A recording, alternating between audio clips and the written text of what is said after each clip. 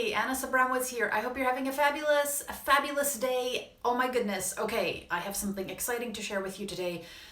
And it is really about engagement and transformation. Why you need to know this, because the minute I figured this out, this changed the game for me as far as designing interactive storytelling. Okay. All right. So first off, let me just set this up a little bit for you so that you kind of, if this is your first time here and you've never been introduced to interactive storytelling, this is going to be a little bit of a preamble for you. I'm going to begin with that, and then I'm going to give you some tips on how to implement this in your own work. So it's going to be awesome. Now, I'm going to give you a bit of an overview here, but if you want to dig deep, go to elearningsecrets.com and register for my upcoming webinar, because it's going to be awesome. It's going to be way more intense and in-depth and awesome. The other thing is, if somebody could put that in the comments for me so that they could just click on the link, that would be wonderful. You are going to be my number one helpful person. Thank you so much. Also, hope you're doing great. If you are, say hi. All right, let's get started. Are you ready? Are you excited? Yes, it's Monday and I've had a cup of coffee. Okay, and also it was Thanksgiving and I ate a ton of pie. It's a good day. It's a good day. Still recovering from the sugar rush. So, all right. So the first thing I just wanted to say is, the way I used to design learning, and I know if e-learning, and if you guys can relate to this, then let me know, because that just lets me know I'm not alone, and that also lets me know that you're not alone. All right, so the first thing is really, we were sold this dream, this magical dream, where you could take old PowerPoints, presentations from live sessions, Word documents, all kinds of manuals and spec sheets, and then you could magically put them through some magic software, and the magic software would actually skip over us completely. All we had to do is push this magic software button, boop, boop, ba-da-ba-ba-ba, magic would happen, and somehow something that would not make people cry and yawn and be a glorified PowerPoint basically would show up and would engage, and it would be slick, and it would work, and we'd be done. And we did that. I did that for a while. And then I felt like really the minion. I would be, there's so many times where I felt like when I was talking to people who were trying to get they were trying to get their stuff online, how they were like, the only reason I'm talking to you is because you have access to the magic button and you're not really adding much. I already put everything together, so all you have to do is feed it into this machine that pops it out and makes it magical, right? That's really how I felt. And it's demoralizing in some ways, and also it kind of diminishes the value. No, not kind of. It diminishes the value that somebody who thinks about learning, who thinks about the learner, who thinks about their experience, who thinks about what this is supposed to accomplish in the grand scheme of things, how they just take that away from you. And then you just end up feeling like you really are not adding the value that you were meant to add, because it's all about that purpose. Not for everybody. Some people love this. Some people are like, yeah, I'm cool with that. That's cool. This is not for those people. I'm talking about the people who, when you put it out over here, this learning, this masterpiece, it's a part of you. And you know that regardless of whether your name is anywhere on here, you are attached to this, and this is your product. This is your piece. And every piece you put out says something about you. That's what I believe. And so if you're constantly putting out pieces that don't say good things about you and don't represent your best work and intentions, that's going to start grating on you. That's going to start affecting how you show up every day. So I want that to be gone, because I'm just going to tell you what's been working for me. So let's get rid of this. Bye-bye. So what's been working for me is introducing interactive storytelling. Now, there's so many layers to that, and that's why I said go to elearningsecrets.com, sign up for my webinar. It's coming up. There'll be more dates, but for now we've got one, because I want to see how interested people are in this awesome way of delivering content and designing experiences for people, right? But so when I talk about interactive storytelling to anybody, all kinds of people at all different levels, they get excited. Do you know why? Because storytelling, people get that. When you say e-learning, people are like, oh yeah, and I've talked about this before. Tons of different ideas about what e-learning is. Most of it substandard experiences, right? But when I say storytelling, that gets people excited. They're like, oh yeah, I get that. And they get excited for their audiences too. They're like, we're going to engage them with that. I know, because I like stories. Everybody likes stories. So I say interactive storytelling.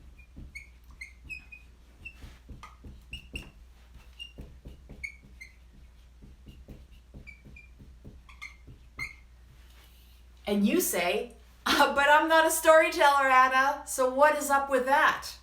That's not fair. That's not helpful. Guess what? Neither am I. I'm not a storyteller either.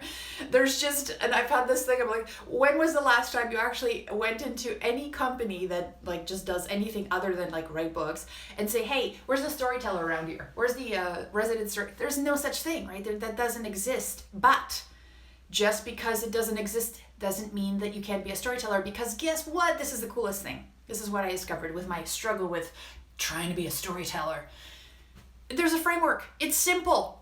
And once you have the formula, baby, you're not doing the storytelling. You're just following the pattern, the framework, which is what I love, which is because it's repeatable, because you don't have to, you can be creative within the constraints of a framework. And that is what I absolutely love. Okay, so are you excited about this? Do you want to know like the key elements of story so that you can also start incorporating this into the work you do? So you can do more of this and less of the minion work. If yes, give me a heck yeah. Heck yeah, I want to be a storyteller from using a box method. Which is sweet, because I think we just like over romanticize things, and there's a formula. And guess what? What's amazing? Any movie that you love, like you seriously love, and you've watched it like 10 times, and I don't know if any of you have those movies. I have those movies. If you're brave enough to put which movie you've seen like at least 5 times in your life, I dare you to put it in the comments, because that's going to be a riot. And then maybe I'll put in mine next time. See if you can guess.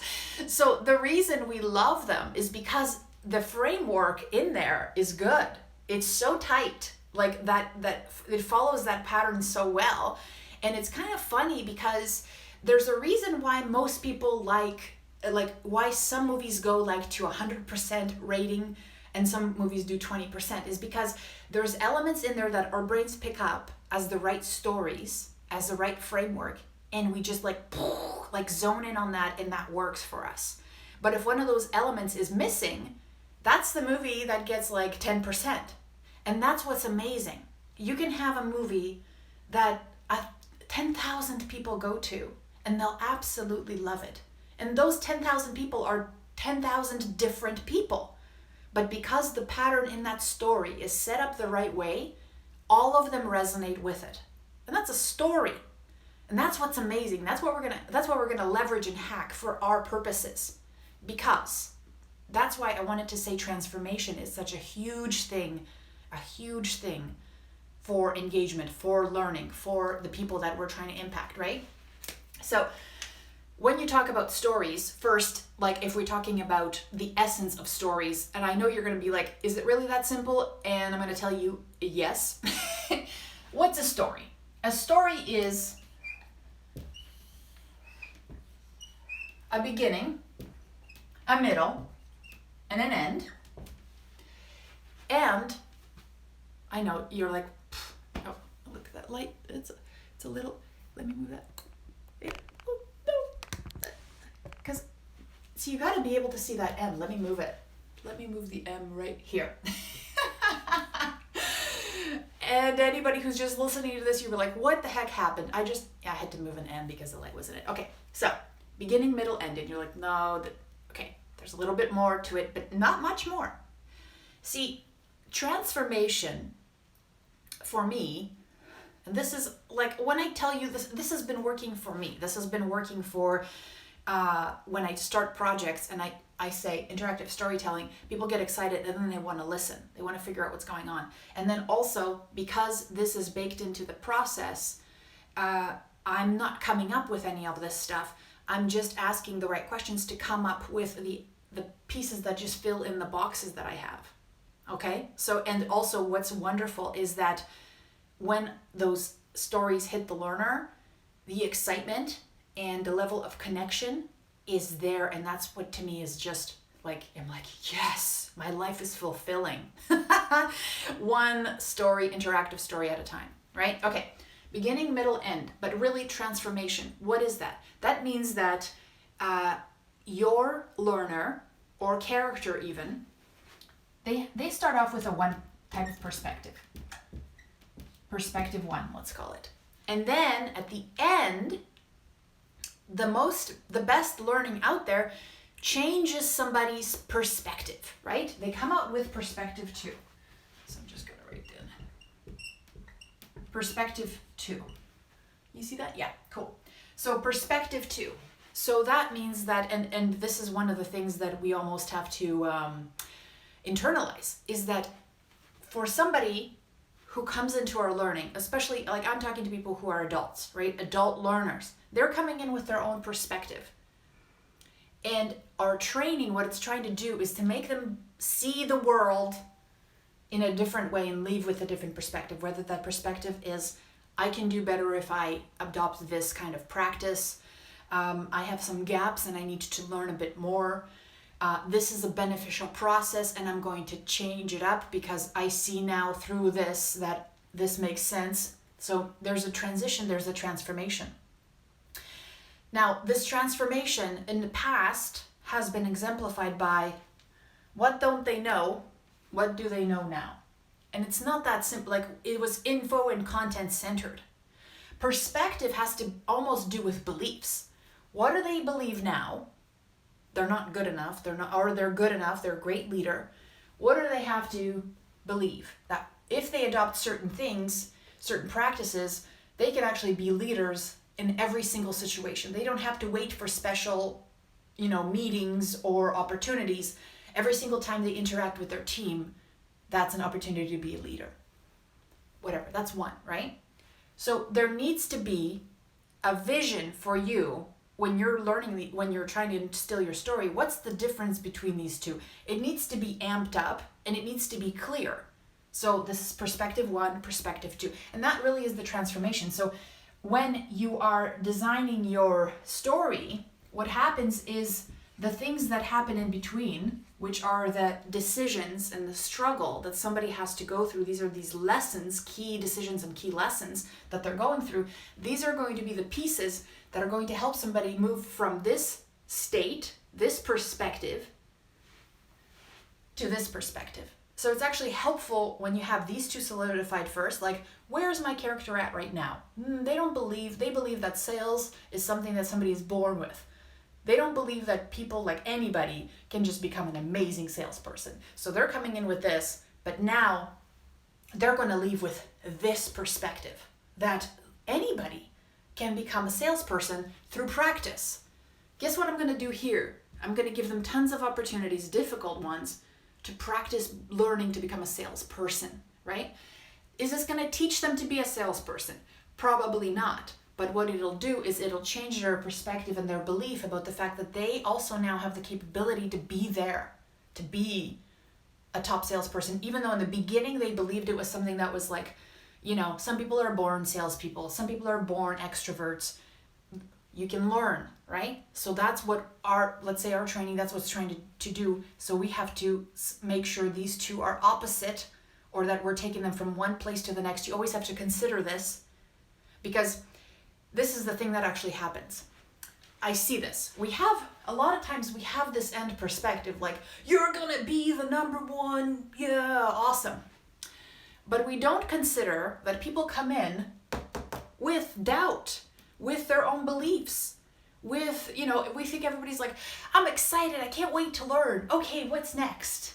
Or I'm a keener. No, even if they are a keener, they might still have perspectives that hold them back from being here. Otherwise they'd be here, right? What is that? What's the doubt? What's holding them back? And then you can start unlocking then this has meaning, because they see through the character that they're going from one kind of belief to another kind of belief. And then they see that. There's other elements in the story, and I'll talk about those later this week, because I really wanted to unpack this in a very systematic way for you, so that there's no confusion, because this is not rocket science. This is very simple. There's a framework. But am I going to ruin story for you? Probably not, because some of the best stories out there, even though now I know like the story structure, I still get lost in good stories. So one of the things you want to do then is, whoever you're starting your learning for, your learner, this is my tip for you today, is figure out where they're at. Psychologically, skill-wise, where are they at? And where do you want to take them to? Make sure this difference is quite stark. Like, we're talking about taking a farm boy from some star solar system living with his, grandparents or uncle, aunt and uncle, Luke Skywalker, and I'm going to sell him a dream of becoming the guy who saves the universe and also gets a medal from a princess.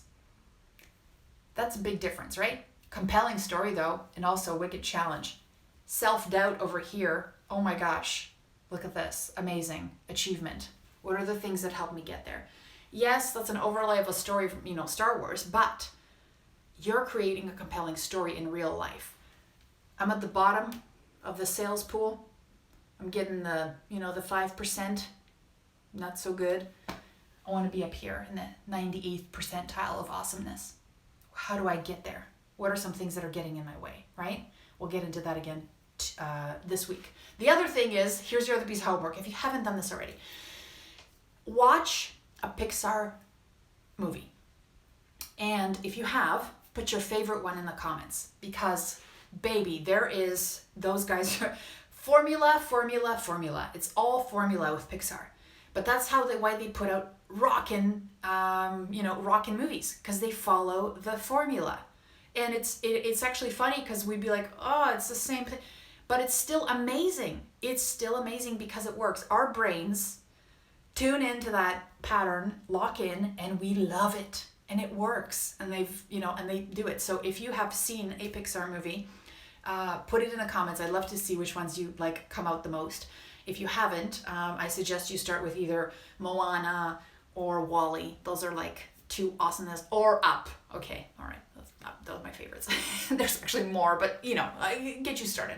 And watch the very beginning, like let's say the first 10 minutes, if you don't have time, and watch the last 10 minutes to see the transformation of those characters. Like if you just have that time, just do that. So if you have kids, you got some things on CD or DVD or whatever, check out the first 10 and watch the last 10. Because that's exactly what they're doing. They're setting up what the perspective is at the very beginning and the world that this person operates in, and then the perspective at the very end and the world that this person operates in. The more you do this kind of analysis, the more you do this kind of thinking, one, you'll be able to steal better because you're going to be stealing for your stories, because you'll be inspired by those ideas. And two, you'll still enjoy stories. In fact, even more so, because you'll be able to see which parts are missing for you, and you'll be easily able to say why that didn't work for you.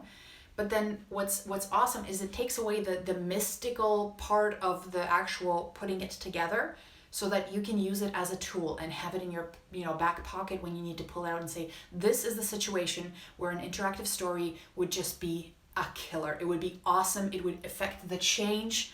It would make people do the things, get the ahas that we need them to have to be able to engage with all this content and resources that we have. Let's do that. Here it is. I've got a framework. I've got a pattern. Let's go. And everybody's going to be like, that's awesome. Let's do it. Yeah. So I'm going to be getting more into stories this week. That's just kind of my focus. I want to really unpack it. But if you want to go like full deep awesomeness, elearningsecrets.com. Go there, register. Either way, you'll get notices about what's coming up, and then see if you can attend. That would be awesome. So have a wonderful rest of the day. Thank you so much for sticking with me. I hope you enjoyed this. If you found it valuable, guess what? Share it. And otherwise, I'll see you next time, my friends. Take care, and thanks so much for stopping by. Take care. Bye.